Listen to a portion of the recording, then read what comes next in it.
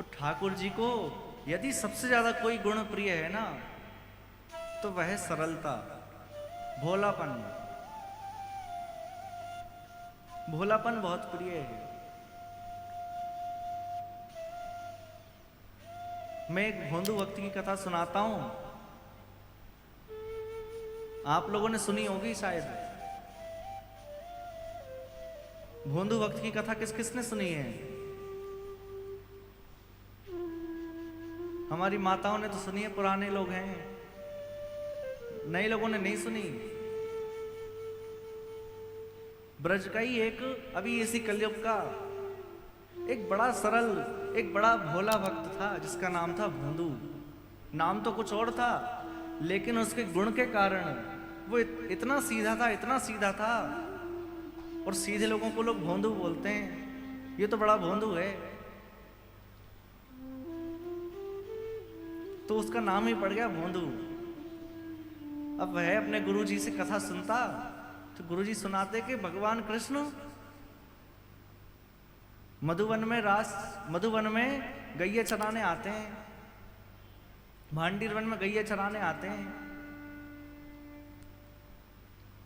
तो भोंदू को लगा कि आज भी भगवान आते हैं, वो तो मैं नहीं देख पाया भगवान को, मेरे सारे सखा मिलते हैं, अरे मैं ही पता नहीं कहां घूम रहा था आज तक। गुरुजी कह रहे हैं आते हैं तो निश्चित आते हैं। उसको लगा कि भगवान आते हैं आज भी। उसने सोचा कि अब आज जब मैं जाऊंगा गाय चराने, तब भगवान से मिलके आऊंगा, श्री कृष्ण से मिलके आऊंगा। अब पहुंचे गाय चराने, भोंदू अपने विद्यालय की गायों को लेकर गए और चराने लगे। भांडीर वन में प्रतीक्षा कर रहे हैं। गुरुजी ने कहा था कि श्री कृष्ण आते हैं गाय चराने, कब आएंगे, प्रतीक्षा कर रहे हैं। तो केवल और केवल सरलता के पीछे उसने क्या देखा कि एक ओर से गायों का झुंड चला आ रहा है, असंख्य गाय हैं, लाखों लाख गाय, उनके बीच में पीतांबरी धारण किए, सिर पे मोर मुकुट धारण किए भगवान कृष्ण चले आ रहे हैं। अब जैसे ही आते हुए देखा, समझ गए कि हमारे गुरुजी सही बोलते हैं। देखो मैं ही नहीं देख पाया था भगवान को आज तक, आज मिल गए, मुझे दिख गए। अब जाकर उनको पकड़ लिया। क्या वही है श्री कृष्ण हैं आप, जिनकी कथा हमारे गुरुजी सुनाते हैं, आप वही हैं? श्री कृष्ण ने कहा वही हैं। उसने कहा कि मुझे पता था कि आप भांडीर वन में आते हैं, लेकिन मैं ही आपको नहीं देख पाया आज तक। मेरे सभी सखा आपको देखते होंगे, लेकिन मैं नहीं देख पाया, मैं आपके संग नहीं मिल पाया। भगवान देख रहे हैं, बताओ कितना भोला भक्त है।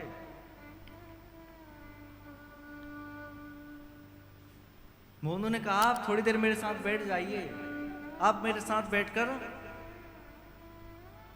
कुछ बातें कर लीजिए, जब तक ये सब गाय निकल जाएंगी फिर आप चले जाना।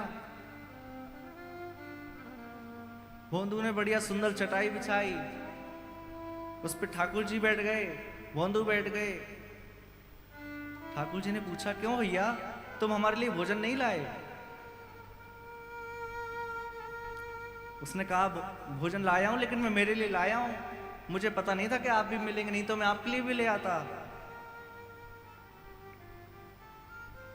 ठाकुर जी ने कहा कि जो लाए हो दिखाओ। अब जैसे ही भोंदू ने दिखाया, ठाकुर जी सब साफ कर गए। अब भोंदू ने सोचा कि मेरे पास तो कुछ बचा ही नहीं, अब मैं क्या पाऊंगा। श्री कृष्ण ने कहा कि देखो अब कल से हम नित्य मिला करेंगे, हम प्रतिदिन मिला करेंगे, अब कल से ज्यादा भोजन लाना, तुम भी पाना और मैं भी पाऊंगा। उसने कहा बिल्कुल, आज से हम और आप सखा बन गए, अब कल से हम साथ में गाय चराया करेंगे। भगवान ने कहा बिल्कुल, तुम कल से मेरे लिए भी भोजन लेके आना। अब अगले दिन वही, जैसे ही प्रातः काल हुआ गाय चराने के लिए निकलने लगे, भोंदू को याद आया कि भगवान ने कहा था कि मेरे लिए भोजन लेके आना। रसोई घर में गया और वहां जाकर खूब सारी रोटियां रख ली, खूब सारे तरहों का अचार रख लिया, खूब सब्जी रख ली, सब रख लिया और ले जाने लगा। इतने में ही किसी और शिष्य ने जाकर गुरुजी से बोला कि गुरुजी, जो भोंदू है ना वो पता नहीं इतना सारा भोजन ले जाता है और देखने में 1.5 हड्डी का है, लगता तो नहीं है कि यही खाता होगा, पता नहीं किसके लिए लेके जाता है। गुरुजी ने बुलाया, क्यों, किसके लिए भोजन लेके जाते हो? भोंदू ने कहा कि गुरुजी, आप ही ने तो कहा था कि कृष्ण आते हैं गाय चराने, श्री कृष्ण वो मेरे सखा हैं, हम साथ में ही गाय चराते हैं। अब गुरुजी को विश्वास नहीं हो रहा, गुरुजी सोचने की बातें बना रहा है। गुरुजी ने कहा कि अच्छा, यदि सच में भगवान आते हैं ना तो उनको मेरे पास लेकर आ जाना, मैं उनके दर्शन करूंगा। भोंदू ने कहा ठीक है, मैं बिल्कुल ले आऊंगा, क्योंकि मेरे तो सखा हैं, मेरी बात मान जाएंगे, मैं ले आऊंगा। अब भोंदू पहुंचा और पुनः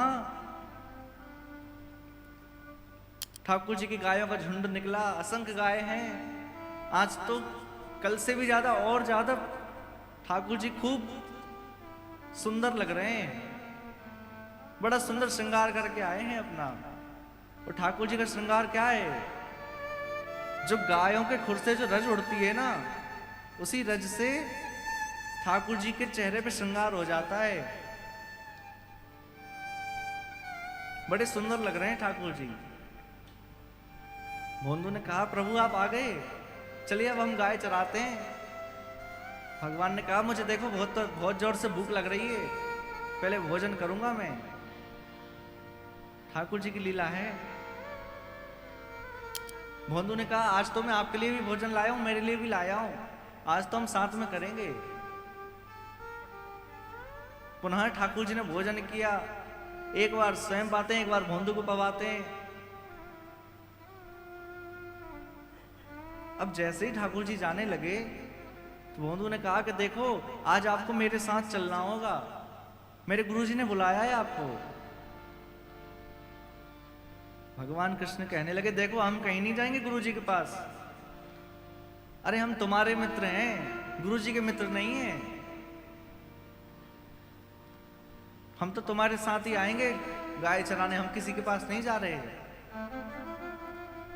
भोंदू ने कहा अच्छा आप नहीं जाएंगे तो ठीक है, कल से आप अलग चराना, हम अलग चराएंगे, हमें आपके साथ गाय नहीं चराना। भगवान और ज्यादा प्रसन्न हो गए कि देखो अपने गुरु के लिए हमें छोड़ रहे हैं। भोंदू ने पूछा कि आप सच में नहीं जाएंगे? भगवान ने कहा हम नहीं जाएंगे। भोंदू ने कहा ठीक है, फिर आज से आपकी और मेरी 12 वर्ष की कट्टी, अब मुझसे आप बात मत करना, मेरे साथ गाय चराने मत आना बिल्कुल। अरे जिनकी वजह से आज आप मुझे मिले हैं, गुरुजी की वजह से, आप उनको ही दर्शन देने में मना कर रहे हैं। अरे आपका चला क्या जाएगा, मेरे साथ चलिए थोड़ी देर के लिए, गुरुजी को दर्शन दे दीजिए, वापस आ जाइएगा। भगवान ने मना कर दिया, हम नहीं जाएंगे। तो भोंदू मुड़ के जाने लगा, उदास है। इतने में ही क्या देखता है, भोंदू चला जा रहा है आगे और पीछे से ठाकुर जी आकर भोंदू की पीठ पर चढ़ गए, कहने लगे चलो मैं तुम्हारे गुरुजी के दर्शन करने चलूंगा। अब पीठ पर ठाकुर जी चढ़े। भोंदू आया गुरुकुल, गुरुजी देखिए गुरुजी, आपने कहा था ना मैं ले आया भगवान को, आपने कहा था। और जैसे ही गुरुजी ने निकल कर देखा, भोंदू खड़ा है, भोंदू की पीठ पर साक्षात श्री कृष्ण है पीछे। देखकर प्रणाम किया और वहीं मूर्छित होकर गिर गए गुरुजी। क्यों? क्योंकि आज तक मुझे दर्शन नहीं हुआ, मैं नित्य प्रति कथा सुनाता था, लेकिन मुझे दर्शन नहीं हुए। क्यों? क्योंकि मैं समझता था कि ठाकुर जी पहले आते थे, आज नहीं आते। लेकिन ये भोंदू भक्त, इसको भगवान मिल गए। तो किस लिए मिले? किस लिए मिले? क्योंकि भोंदू भक्त बड़ा सरल था। उसने ये सोचा कि आज भी आते हैं, उसकी सरलता पर रीझ गए भगवान। और भगवान को सबसे प्रिय यदि कोई गुण है, सबसे प्रिय यदि कोई गुण है तो वह सरलता है।